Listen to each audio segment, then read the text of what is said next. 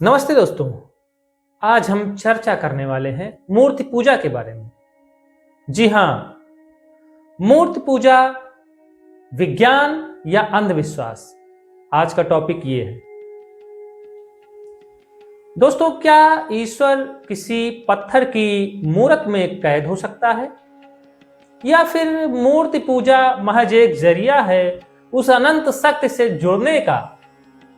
सदियों से ये बहस चलती आ रही है। कुछ इसे अंधविश्वास कहते हैं तो कुछ इसे ईश्वर तक पहुंचने का सबसे सरल मार्ग बताते हैं।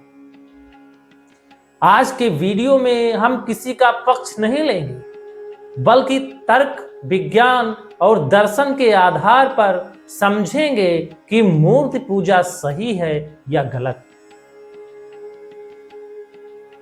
सबसे पहले हम बात करने वाले हैं मूर्ति पूजा के पक्ष में। दोस्तों, कल्पना कीजिए आपको किसी से फोन पर बात करनी है। फोन खुद वो व्यक्ति नहीं है, लेकिन वो उस व्यक्ति से बात करने का माध्यम है। जी हां, ठीक वैसे ही सनातन धर्म में मूर्ति को ईश्वर नहीं बल्कि ईश्वर तक पहुंचने का एक प्रतीक माना गया है। हमारा मन चंचल है, बिना आकार के अर्थात निराकार ईश्वर पर ध्यान लगाना हर किसी के बस की बात नहीं है। मूर्ति मन को एक केंद्र बिंदु देती है। जी हां, एक केंद्र बिंदु देने का काम मूर्ति करती है मन को। जब हम किसी सुंदर और शांति मूर्ति को देखते हैं तो हमारे मस्तिष्क में पॉजिटिव वाइब्स पैदा होती हैं और यहीं से हमारे मन में शांति उत्पन्न होती है और हम ईश्वर की तरफ केंद्रित होते हैं। आगे बात करें तो हम चर्चा करना चाहेंगे स्वामी विवेकानंद जी के उस उदाहरण के बारे में जो उन्होंने अलवर के महाराज मंगल सिंह को समझाने के लिए दिया था। हो ना, लेकिन मूर्ति पूजा में आप बुराई नहीं समझो। अब इन मात्र समाधान किस तरह करोगा? मैं मूर्ति पूजा में विश्वास को नहीं करूं। दूसरा लोगों की तरह लकड़ी, मिट्टी, धातुरी पूजा मैं को नहीं कर सकूं। इस बारे में आप क्या कहोगे? ये किसका चित्र है? महाराज का। दीवान जी, कृपया इस चित्र को उतारिए।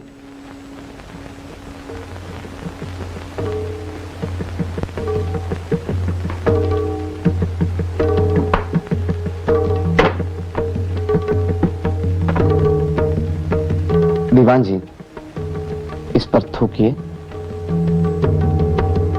मैं कह रहा हूं, थूकिए, थूकिए इस चित्र पर। स्वामी जी, ये आपने कहीं करवाना वास्ते कह रहा हो। ये महाराज रो चित्र है, मैं ये किस तरह कर सकूं? लेकिन ये तो सिर्फ कागज का एक टुकड़ा है। ना तो इसमें महाराज की हड्डियां हैं, ना मांस, ना रक्त। ना तो ये महाराज की तरह बोलता है और ना ही उनकी तरह व्यवहार करता है। फिर भी आप इस पर थूकने से इनकार कर रहे हैं, क्योंकि इस चित्र में आप अपने महाराज के रूप की छाया देख रहे हैं। वास्तव में आप इस पर थूकने से अपने महाराज, अपने स्वामी का अपमान समझ रहे हैं। देखिए महाराज, एक अर्थ में आप इस तस्वीर में हैं और दूसरे अर्थ में आप नहीं हैं। आपके स्वामी भक्त कर्मचारी इस तस्वीर को उतना ही सम्मान देते हैं जितना वो आपके व्यक्ति को देते हैं। यही बात उन भक्तों पर लागू होती है जो पत्थर या धातु की देवी देवताओं की मूर्तियों की पूजा करते हैं। प्रतिमा उनके मन में उनके इष्ट को लाकर खड़ा कर देती है और इस बात में मदद करती है कि वो अपने प्रभु में मन रमा सके। वास्तव में वो पत्थर या धातु की मूर्ति की पूजा नहीं करते। महाराज, सभी लोग एक ही ईश्वर की पूजा करते हैं, उस ईश्वर की जो परम आत्मा है, शुद्ध ज्ञान। विवेकानंद जी ने आगे समझाया, ठीक इसी तरह महाराज, भक्त जानता है कि वह पत्थर भगवान नहीं है, लेकिन वह पत्थर उसे उसके ईश्वर की याद दिलाता है। जैसे आपके पिता की तस्वीर आपको आपके पिता की याद दिलाती है और आप उसका सम्मान करते हैं, वैसे ही एक मूर्ति भक्त के लिए ईश्वर की उपस्थिति का एहसास कराती है।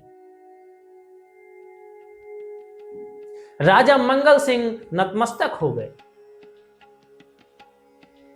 उन्होंने माना कि प्रतीक हमारे जीवन और श्रद्धा में कितनी गहराई से जुड़े हुए हैं।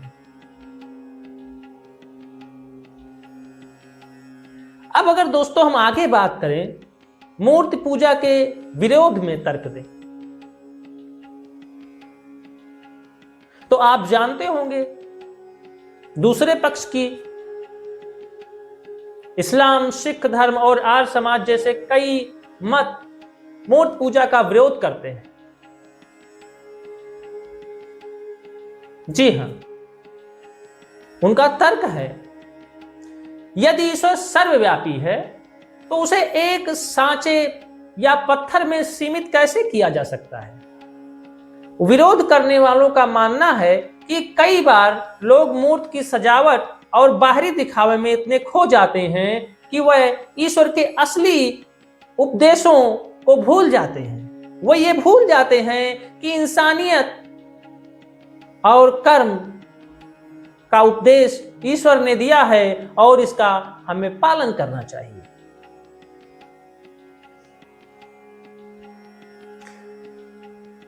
दूसरी तरफ हम उपनिषदों का संदर्भ अगर दें तो उपनिषदों में कहा गया है, न तस्य प्रतिमा अस्ति, उस परमेश्वर की कोई प्रतिमा नहीं है। इस श्लोक का जिक्र अक्सर निराकार की उपासना करने वाले लोग करते हैं।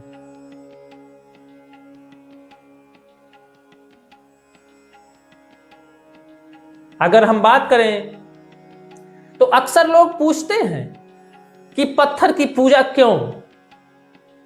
हिंदू दर्शन के अनुसार किसी मूर्ति की पूजा तब तक शुरू नहीं होती जब तक कि उसकी प्राण प्रतिष्ठा ना हो। यह एक ऐसी प्रक्रिया है जिसमें मंत्रों और संकल्प के जरिए उस पत्थर में दिव्य ऊर्जा का आह्वान किया जाता है। यह ठीक वैसे ही है जैसे एक कागज का टुकड़ा तब तक कीमती नहीं होता जब तक उस पर सरकारी मोहर लगकर वो नोट ना बन जाए। अब हम बात करते हैं निष्कर्ष पर, यानी क्या सही है। तो दोस्तों अंत में सवाल वही कि सही क्या है। जी हां, तो बिल्कुल समझ लीजिए, इसका जवाब आपकी चेतना के स्तर पर निर्भर करता है। जैसे अगर आपके पिताजी ने आपको कोई काम करने से रोका है, वो काम गलत है और आपके पिताजी ने रोक दिया है कि बेटा ये काम मत करना,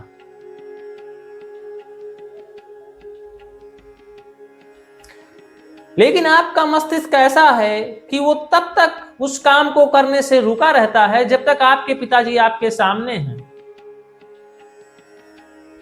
तो आपके पिताजी को आपके सामने रहना जरूरी है ताकि वो आप गलत काम ना कर सकें।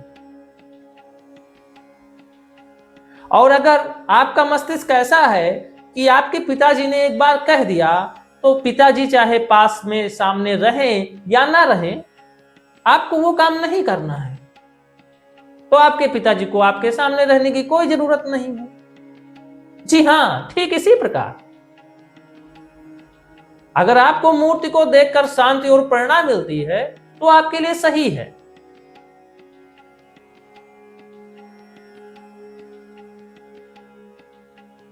अगर आप इतने ऊंचे स्तर पर हैं कि आपको कण कण में ईश्वर दिखता है और आपको किसी प्रतीक की जरूरत नहीं, तो तो निराकार पूजा आपके लिए सही है।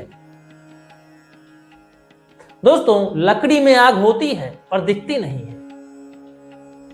ठीक उसी प्रकार ईश्वर हर जगह है और उसे महसूस करने की जरूरत है, जैसे लकड़ी की आग को घर्षण के जरिए प्रकट करना पड़ता है। और ईश्वर को महसूस करने के लिए मूर्ति एक माध्यम का काम करती है। पूजा का तरीका कोई भी हो, उद्देश्य एक ही होना चाहिए, बेहतर इंसान बनना। अगर हम बेहतर इंसान नहीं बन सकते तो चाहे मूर्ति पूजा हम में विश्वास रखते हो या निराकार ब्रह्म की उपासना करते हो, इन सब का कोई मायने नहीं। और अगर हम एक बेहतर इंसान बन गए हैं तो मूर्ति पूजा करें या निराकार ब्रह्म की उपासना करें, ईश्वर आपसे हमेशा प्रसन्न रहेगा। अंत में हम जानना चाहते हैं आपकी इस बारे में क्या राय है। क्या आप मूर्ति पूजा में विश्वास रखते हैं या निराकार में?